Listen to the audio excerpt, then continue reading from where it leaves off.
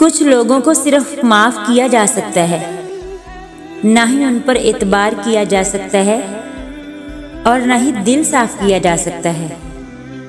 इतनी ठोकरें मारने का शुक्रिया ए जिंदगी, इतनी ठोकरें मारने का शुक्रिया ए जिंदगी। चलने का न सही, संभलने का हुनर तो आ ही गया।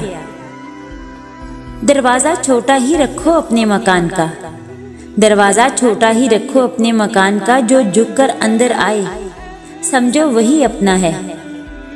रिश्ते निभाने का ज़रफ ना हो, रिश्ते निभाने का ज़रफ ना हो तो रिश्ते बनाने से भी गुरेज कीजिए।